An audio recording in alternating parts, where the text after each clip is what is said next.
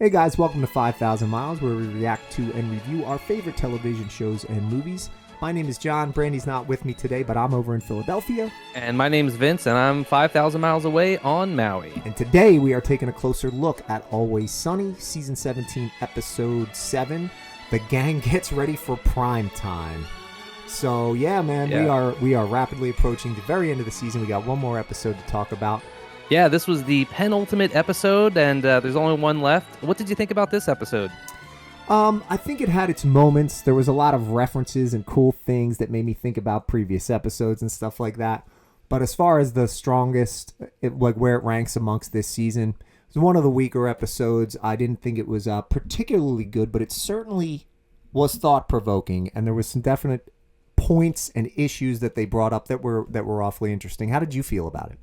I felt pretty much exactly the same way. But as far as like an episode on its own, I feel like it's more being used in the service to build up to the final episode, because we've got this underlying storyline about Frank being on the Bachelor type show, and hopefully the last episode will have a really good payoff, because these last two episodes I've really been missing Frank, even though he's made a couple little pop-ups here and there. Yeah. I really miss having those Frank-centric episodes. So yeah, I guess it's a three-parter is how they're ending season 17, that we now know that to be true. This episode, we've got another focus group that we've done in the past. We've done a focus group in the past when they were reviewing a Thunder Gun movie. That's a really good episode. But ultimately what happens here is, the gang is trying to prepare to be on the Golden Bachelor with Frank. We look forward to it. So join us next week as we travel to Philadelphia for Frank's hometown visit. Well, you know what this means, guys. What? We gotta get our shit together. They fail miserably. 3 different go-arounds of trying to appeal to a focus group. It doesn't go well. Well, this was a goddamn nightmare. I mean, Charlie, what happened, dude? I confused the shampoo with the Nair hair removal, and then, it all came off. Jesus Christ, man. And Mac, why are you back in the closet? We never do see Frank, and then they kind of come to the conclusion in the end. Why did we struggle with all that? Maybe we should have just been ourselves. That's how I would synopsize what went on. In classic Sunny fashion, we find out at the end that Frank didn't even bring the camera crew around to the real Sunny crew. He just kind of replaced them with actors anyway. So it was all for naught anyway. That episode aired 2 weeks ago. That's the hometown visit? Yes. What the? This is a big day for me. I can't wait to see my family. Oh, there's my family. Oh, it's so nice to see. Oh, gosh. What the? Who the hell are these people? Yeah, all their mental turmoil that they went through was for nothing.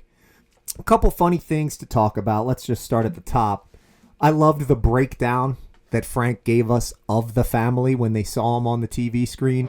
I run a bar with my kids and my kids' friends, and my roommate, who is also one of my kids' friends, who we thought was my kid, but we chucked his real dad off a cliff.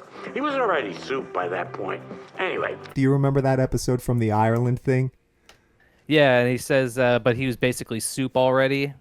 Yeah, because they destroyed Charlie's father's body when they were dragging him up that hill. Yeah, that was really funny.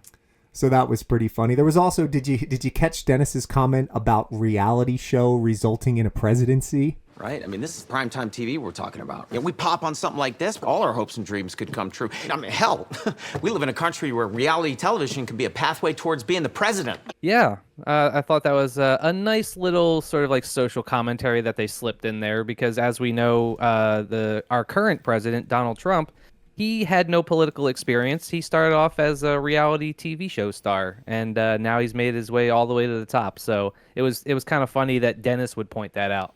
Yeah, I thought that was a nice little comment there.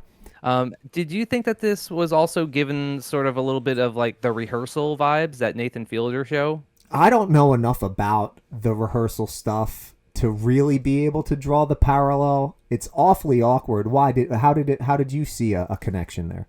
Well, that show, The Rehearsal, it's basically just people going through this elaborate setup to try to rehearse like a certain moment in real life. And it seemed like that's kind of what they were giving a little bit of a nod to. But I also like the fact that they were kind of doing a take on we see that there's a lot of shows and movies and everything have to do these focus test groups.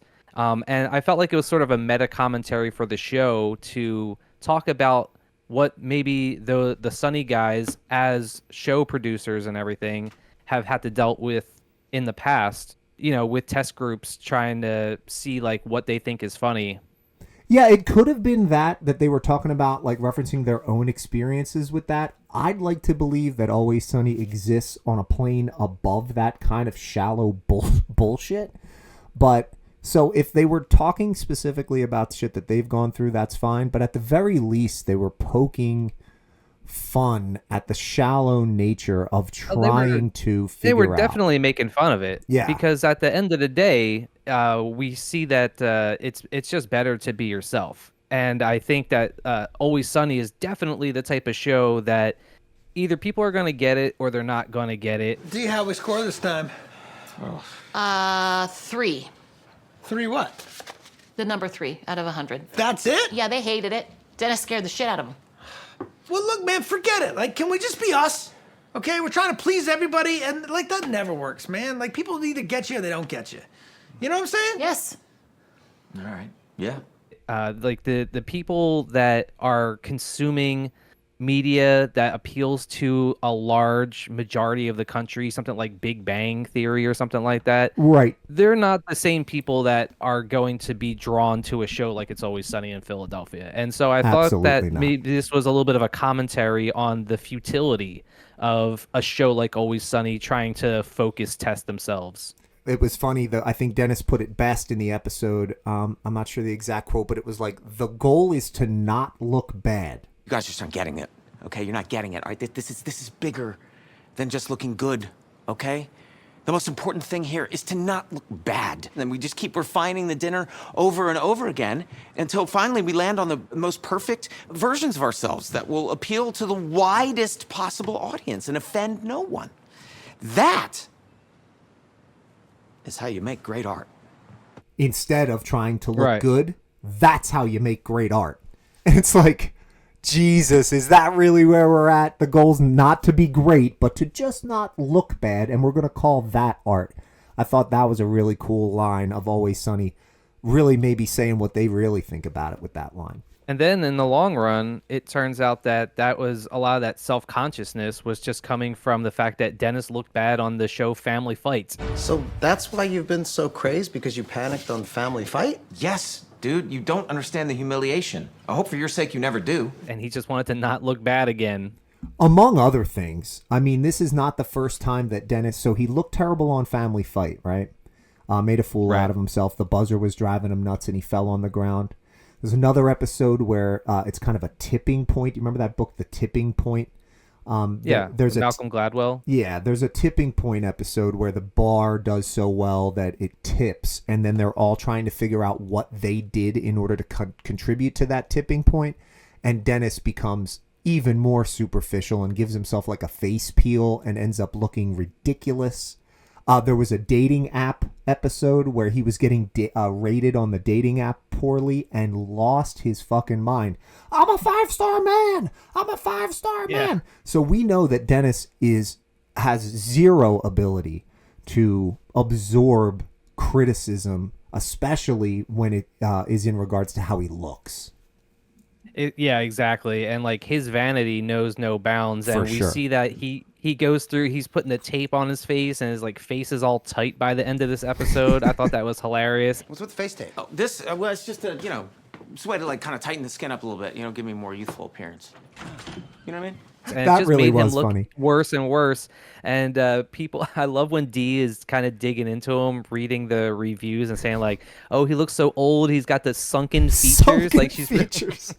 I mean, somebody has to be the boss, right? Of dinner? Why was the old man so bossy? He looked haggard. No. Now you're making stuff up. His features are so sunken, it was Okay, hard well, to that's concentrate just on the old, story. haggard? No, these are, they don't know. The sunken features line really got me. I thought that was hilarious. Also, the old vampire lover line was fucking hysterical as well. Who scored the highest? I think you did. I did! Let me see. I love when the vampire slayer busted out the crucifix on his old vampire lover. Me? old vampire lover?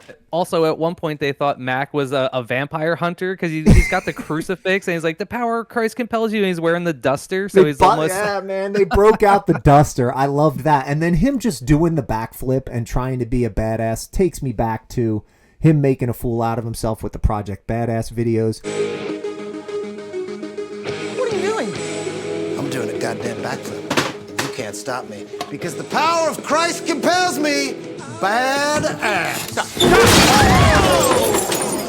Oh no. And trying to make claims. Like, I remember them being stuck in that pool at one point. He's like, yeah, I could just do a backflip and get out of here. Or he always pretends to be able to do some kind of acrobatics or some kind of karate. And it's always great when one of the gang looks at him and goes, you can't do any of this shit. Will you just shut up? So this was him going, all right, I'm going to do a backflip.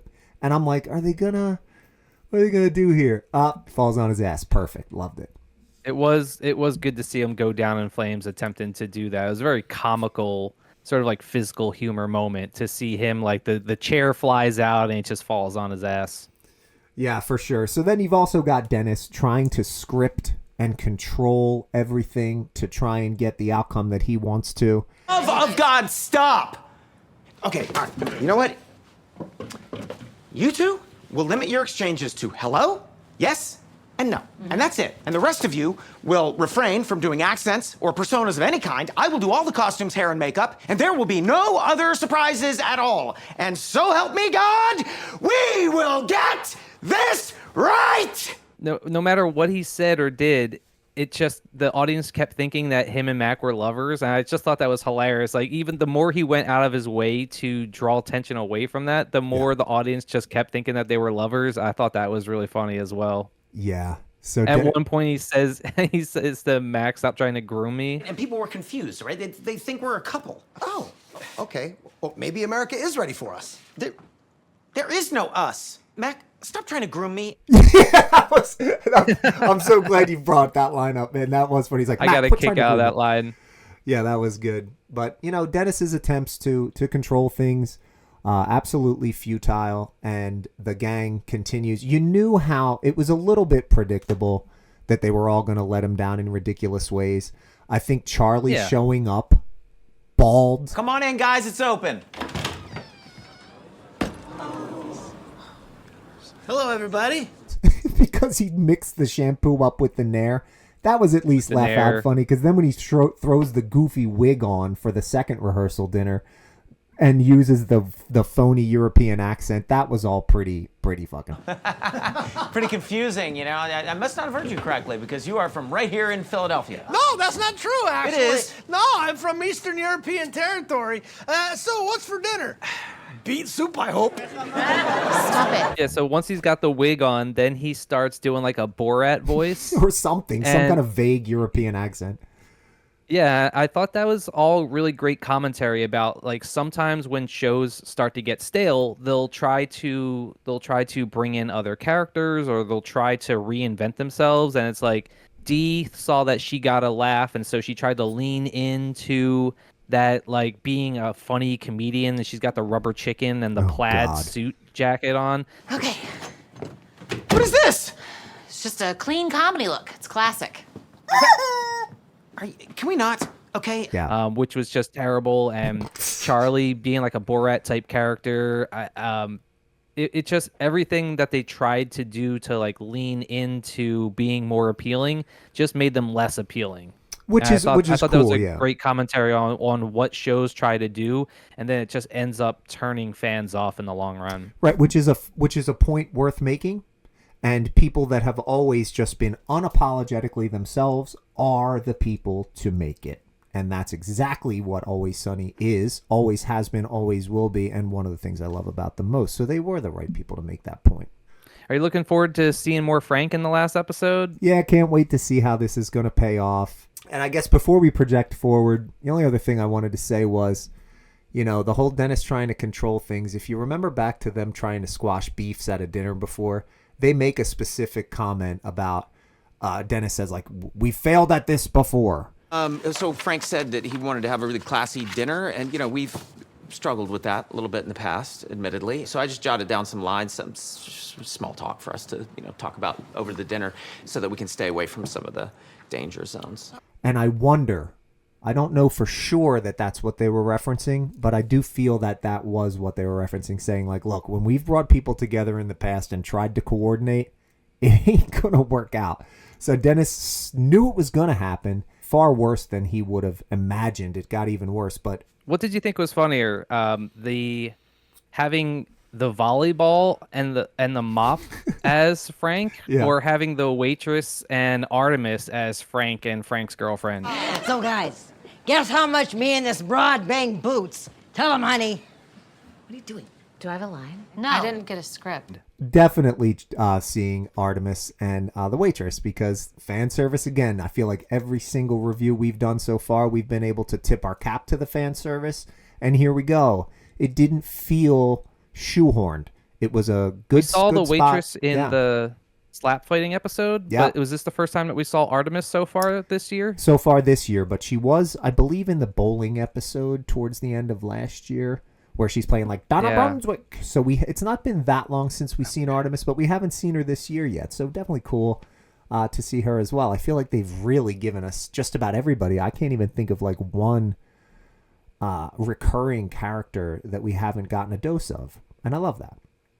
Have we seen any McPoyles this season yet? We have not seen McPoyle this season, but we did see them in that same bowling alley episode that I just referenced. So who knows? Who knows what's up for next week? I guess I have no idea what to expect, because they really haven't. We've only got really tiny little glimpses of what's going on with Frank. So really, what are they going to give us with that? I'm really hoping it does build to a big payoff. So because for them to dedicate 3 episodes to this and have it end here, I do want it to end on a high note. Yeah, especially with an 8-episode only season, to have 3 episodes be dedicated to this plot line. I really hope that there's going to be a big payoff. So let's just say I'm really looking forward to seeing this finale episode, and hopefully it'll be a banger. If I'm giving it a rating, 5,000 miles rating, I'm going to give it 2750, which is my lowest rating of the season so far. But still, I didn't not enjoy it. It was pretty intelligent. Couple a little bit of this and that, some of that stuff we went over. It was certainly not a throwaway episode, but not the best. How about you? All right, I'm going to give it, you ready? Yeah. $29.99. $29.99. All right. Love it. Just want to give a shout out to them mentioning Perfect Strangers and Balky. Balky. Well, dude, I look weird. I don't feel like myself, so I figured I'd be someone different, like that funny cousin in Perfect Strangers. Remember that guy? I can't remember the last time I've heard a reference to Perfect Strangers on a TV show, and man, I love that they got a little Perfect Strangers reference in there. That was really nice. Well, I can tell you the last time that I heard the name Balky, and that's when we were doing our Quentin Tarantino video, and we were talking about True Romance and Balky being in True Romance. So it The really guy who plays Balky is also in the movie True Romance. That's right. So if you're a Quentin Tarantino fan and you're watching this, we've got a mega ranking video. Go check that out. We do mention Balky in that one. Yeah, or if you're just a Balky fan. Or if you're just a Balky fan, yeah. So, all right, cool. Well, we got one more of these. Really hope to see you guys next week. I think we'll debate about maybe doing a live reaction, maybe not. We'll see. If we want to do something special for the finale, we'll see how it fits into the schedule with South Park and all that stuff. So, yeah, looking forward to the finale.